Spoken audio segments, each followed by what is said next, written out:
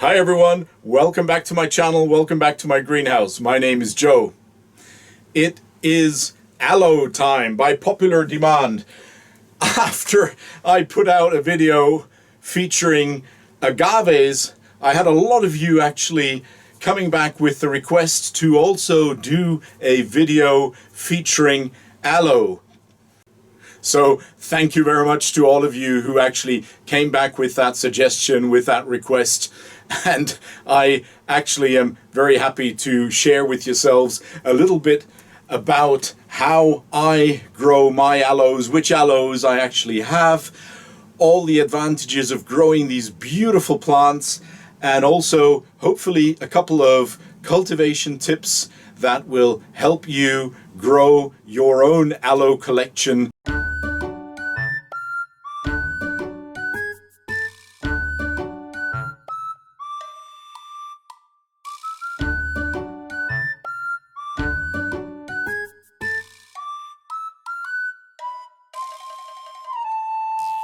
So welcome back. My name is Joe and we're going to be talking about aloe today.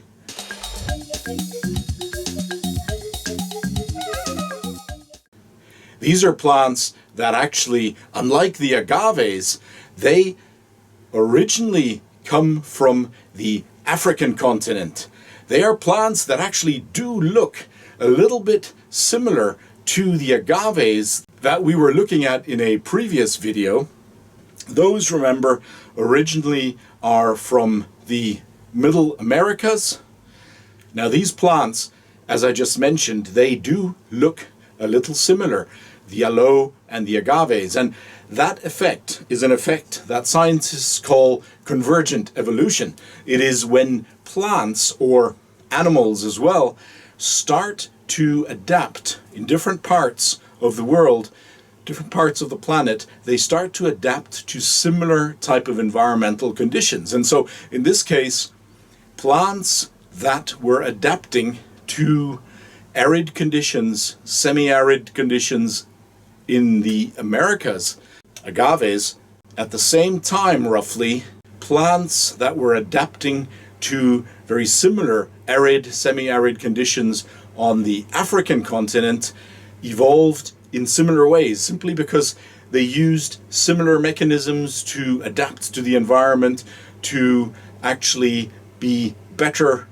equipped to survive longer periods of drought, longer dry seasons and dry spells. And so in that process of convergent evolution, we have plants that actually look relatively similar because they've adapted to similar environmental conditions, but they're actually from very different plant families. They're not related at all.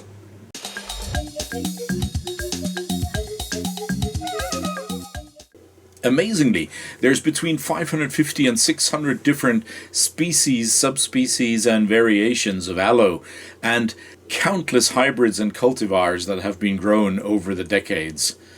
Originally, aloes are all from the African continent and the Arabian Peninsula, and there's three main growing hotspots. It's South Africa, the main hotspot, there's Madagascar, and there is Eastern Africa and the Arabian Peninsula. But these days, aloe are grown around the world, whether indoors or outdoors in suitable mild climates. That's where they can be found as popular ornamental plants, decorative plants in gardens, parks, and succulent collections, of course. From a taxonomy and plant systematics perspective, aloe are a genus within the flowering plant subfamily Asphodeloidea, and that genus, aloe, is also very closely related to two other genera that we as succulent plant fans know very well, Haworthia and Gasteria. So very closely related, Haworthia, Gasteria, and aloe. And all of them, of course, worthwhile plants to grow in our succulent plant collections. So many of us, of course, grow Haworthia succulents in our collections. And I'm showing a couple of Haworthia and Gasteria succulents from my own collection, just to give you a feel for the relatively close resemblance to the aloe plants. Size-wise, There are some pretty large Gasterias around as well. It's not just the aloes that can become quite sizable plants. Just look at this Gasteria excelsa from southern Africa. Its buds and blooms have a very similar structure and appearance to those of the aloes. Just look at the size of this wonderful plant. Gasteria are definitely some of the most widespread and commonly grown succulent plants in our collections. And as I say, the flowers do resemble those of the aloe plants. Typically, however, they're not just straight tubular, but they're slightly rounded and sort of kidney-shaped. The tubular flowers of Aloe Haworthia Gasteria are not just pollinated by insects, but also by hummingbirds.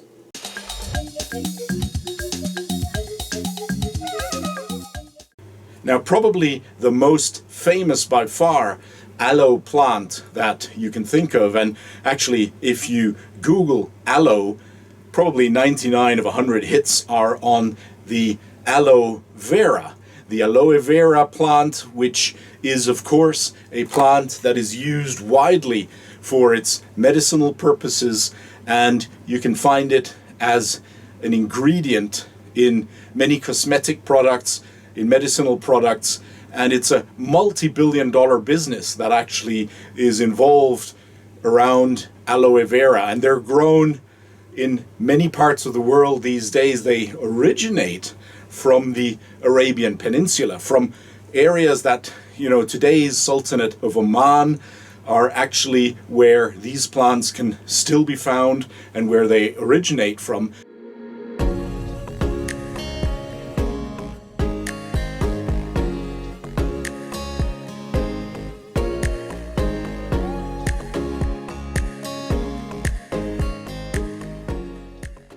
But they are grown, cultivated in plantation style around the planet, mainly for the medicinal and cosmetic purposes that are attached to these plants, the aloe vera.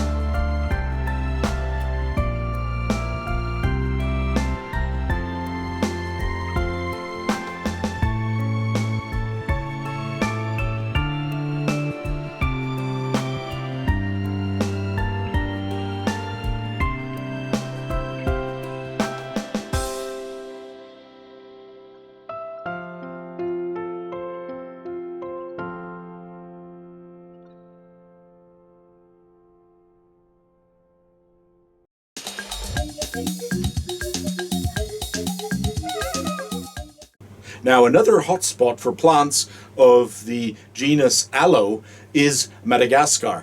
There are some beautiful aloe plants that are endemic to Madagascar. They come from Madagascar and only grow there. But also many of these are by now being grown in nurseries around the world and are being cultivated, also hybridized, and you get wonderful plants that are being sold in nurseries these days that originally come from some of these species originally from Madagascar.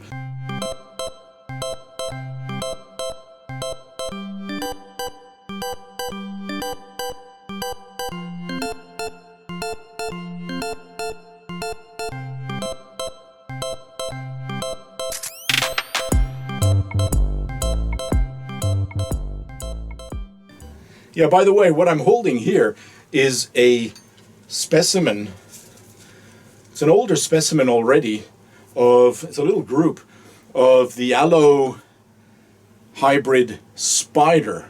I actually came across a funny little story the other day because I was going through some plant catalogs online and I noticed that there was a seller offering this particular aloe spider, and I'm not sure whether it was because maybe they weren't selling as many of these plants as they were hoping to, but there was a little disclaimer that said, by the way, the plant is not called aloe spider because it attracts spiders into your home, but because it has these thin, long, kind of spider-leggy type of leaves, and therefore it's because of the appearance that this plant is called spider, not because it actually attracts spiders into your apartment or house.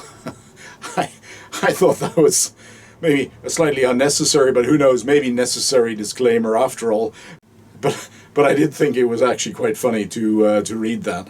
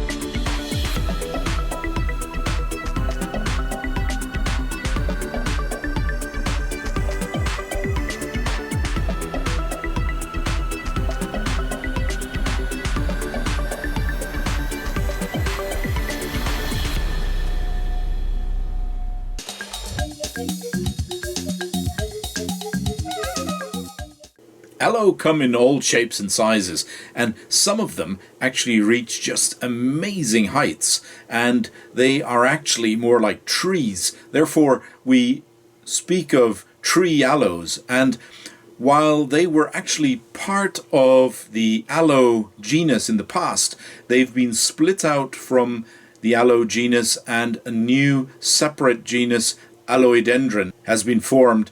And there's actually 6 species attributed to this Aloidendron genus, some of which we'll see in this video. To start off, there's the majestic, amazing Aloidendron barberae. As I say, used to be called Aloe barberae, and it's the South African tree aloe. This is the world's largest aloe, and it reaches a height of 18 to 20 meters. That's approximately 60 feet. These amazing plants, they grow along the eastern coasts of southern Africa, all the way up to Mozambique and eastern Africa. They grow in subtropical coastal forests and quite dry valleys where there's summer rainfall. They're relatively fast growing, about 20 to 30 centimeters per year. But you just look at the size of these, they're not exactly a plant that, we would be typically growing in our greenhouses. Unless, of course, you're a botanical garden, like this wonderful aloe house of the Berlin Botanical Garden. By the way, like most aloes, Aloidendron barberae is not very tolerant to cold temperatures, certainly not to frost. So unlike many agaves that can actually tolerate quite low temperatures, below freezing even, aloes should really be kept in a milder, warmer sort of location in temperatures significantly above freezing. So to be on the safe side, probably about 5 degrees or 40 degrees Fahrenheit is a sort of a minimum that you want to be exposing these plants to, if you can. Another fantastic tree, aloe, and I think actually one of the most beautiful aloes that there are. This is the quiver tree Aloidendron dichotomum, formerly also known as Aloe dichotoma. The coloration of the bark is just unbelievably beautiful. This tree aloe grows mainly in Namibia and northern South Africa.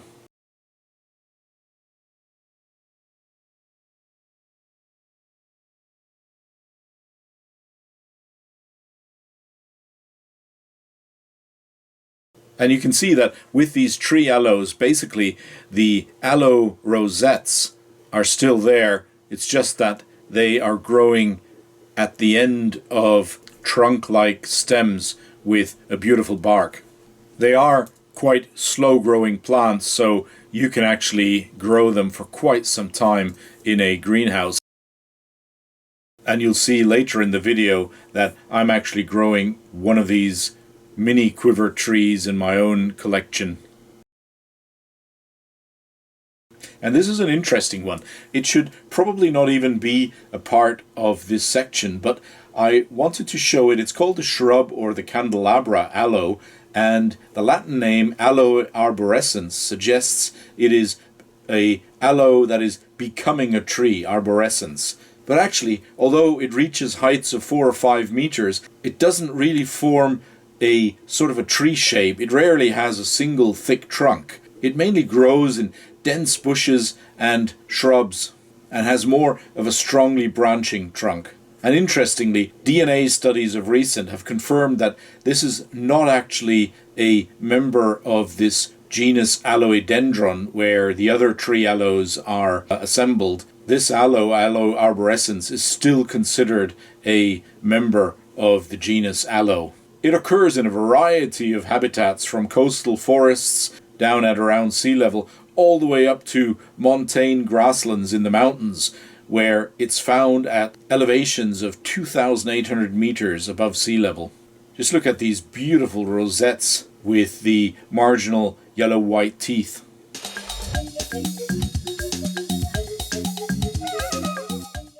Now, let's take a look at the main growing conditions, the main requirements that aloe have when we grow them in our collections and when we cultivate them together with other succulent plants like cacti. So if we start with the location or the exposure of aloes when we grow them, of course there's quite a variety, and it's hard to generalize because there will be some aloe that really prefer to be growing in very shady locations or half shade locations, and others they can grow in the full sun. In any case, you really want to be giving your aloe at least a couple of hours of sunshine every day, perhaps not the full day, full sun. Although, having said that, a lot of aloes, once they're used to direct full sun, they can actually grow beautifully in a location like that, and they really start to develop into wonderful plants with vibrant colors and strong leaves. But aloe, if you're growing them indoors, they're perfect for west or east facing windows. And as I say, you don't need to have a full sunny, bright window for them. As I've mentioned before, with regard to temperatures, the majority of aloes are not very cold hardy. So for safe cultivation, you really want to be avoiding freezing temperatures. I grow pretty much all my aloe together with my cacti, so they will be exposed to pretty hot and sunny weather in the summer, and during the winter months they'll be growing alongside, or actually they won't be growing, but they'll be in dormancy alongside my cacti with temperatures of around 6 to 8 degrees centigrade, sort of in the lower 40s Fahrenheit. With regard to pots or growing vessels, you want to be growing them in well-draining pots and vessels and avoiding standing water or soggy soil. And if you're lucky enough to be living in a frost-free climate, then these plants, they can be grown outside, even in the garden, all year round. They can become absolutely spectacular ornamental succulent plants in arid rock gardens. When it comes to soil or substrate, grow them in light, well-draining soil, nothing too soggy or wet again. I use pretty much the same substrate as for my cacti. However, with the cacti, I have a sort of 80% mineral and 20% organic components mix. With the aloes, I mix in a little bit more organic soil components so that I've got about 30 to 40% organic soil components and the rest mineral. And with regard to watering, again, very much along the lines of growing cacti, I've got my aloes, they're watered regularly from spring to autumn, and again, like with the cacti, I allow the soil to dry out briefly before the next watering. Quite a lot of aloe can be, just like cacti, pretty sensitive to root rot. In other words, they don't like to stand around in wet, soggy soil. Together with my cacti, about once a month, I fertilize, I feed in the growing season with a low nitrogen cactus or succulent fertilizer, which is rich in potassium and phosphorus. As I've mentioned, during the winter, I actually have all my aloes observe a winter dormancy period as well. And if, like me, you've got your plants at or below about 12 degrees centigrade, so 56 Fahrenheit roughly, then just keep those aloe completely dry during those winter months. If the ambient temperature is higher than the 12 degrees centigrade or 56 Fahrenheit, then you might want to give them a couple of drops of water, perhaps once a month, just to avoid too strong drying out and shriveling of the leaves. This particular specimen I grow quite hard, so I don't actually overwater it at all. On the contrary, I actually keep it quite dry for longer periods of time, and it comes and shows its beautiful flowers in the winter time now. But when these plants are actually grown in relatively arid conditions, so to speak, they get this slightly reddish, brownish red color, and the actual leaves, they look relatively thin, and at first sight the plant looks as if it's actually not doing very well, but in fact it is doing really very well.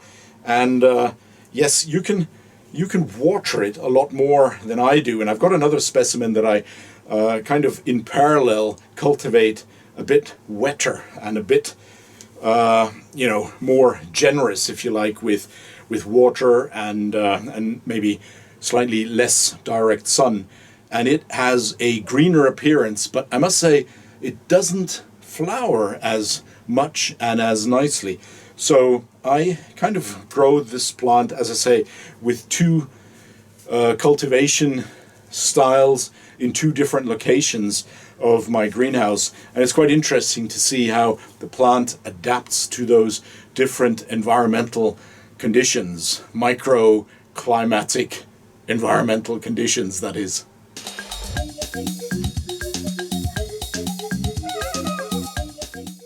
When it comes to propagating aloe, then that's very often and usually done by cuttings. Aloe grow like agaves, quite frequently little shoots, little pups on the side of the mother plant, and if you wait a little bit for the pups to be big enough that they are starting to grow their own little roots, then you can just basically separate. So cut the connecting root between the mother plant and the pup, and then pot the young pup into a separate pot. That usually works really well, but I would recommend doing that during the growth season rather than the dormancy period. Aloe can also be grown from seed relatively easily. They germinate, the seeds germinate quite easily and quickly, and seedlings can then often be flowering ready plants in just a few years, 2 or 3 years sometimes. If you've got fresh seeds from your plants, you can easily germinate those at temperatures of around 18 to 24 degrees centigrade. That's 70 to 80 degrees Fahrenheit.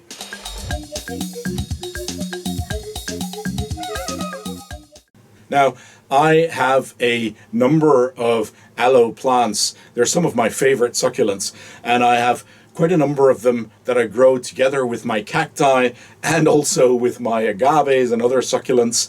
And I'm going to give you a little bit of an overview of some of the species, hybrids, and cultivars that I grow in my collection.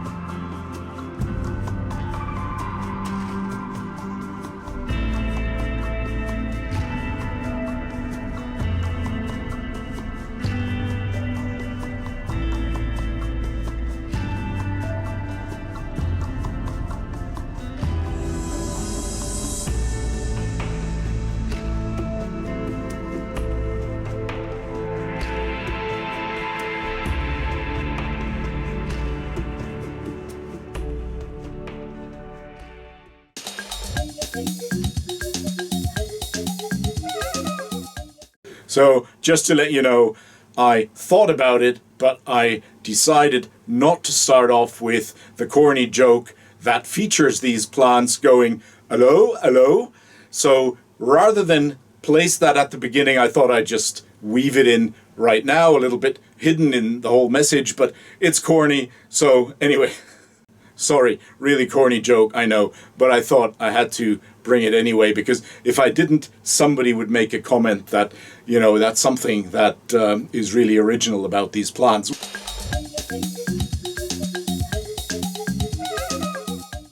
Now, I hope you enjoyed this little summary about aloe plants, the way I grow them in my collection, and I hope you found some of the information useful, informative, to help you grow your own aloe plants in your succulent plant collections. Now, if you found this video useful, as always, I'd be thrilled if you actually clicked a like, if you sent me a comment, and if you haven't yet subscribed, then please do so.